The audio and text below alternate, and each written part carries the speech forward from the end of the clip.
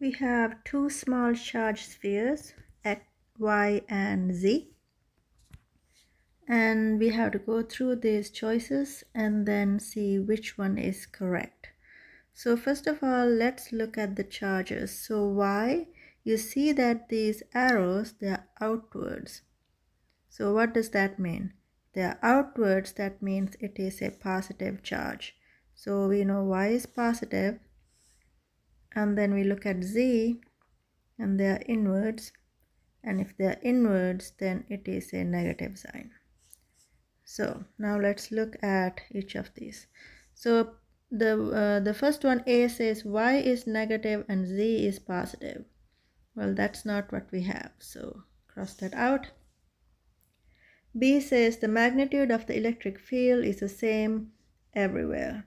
So remember that we can draw infinitely number of these lines.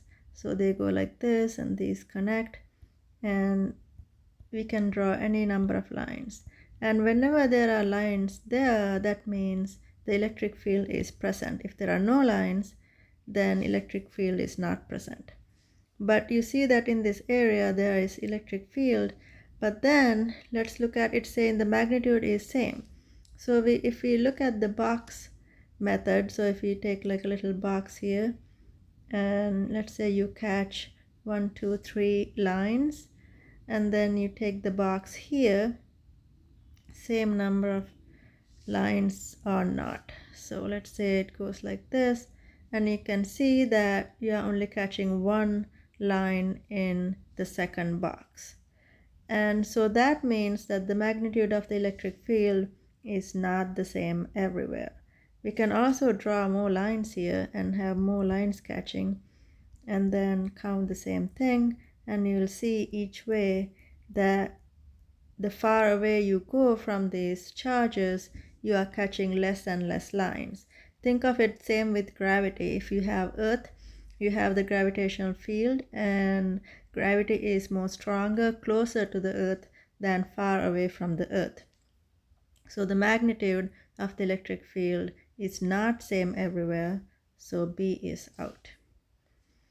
And C, the electric field is not zero anywhere except infinitely far away from spheres.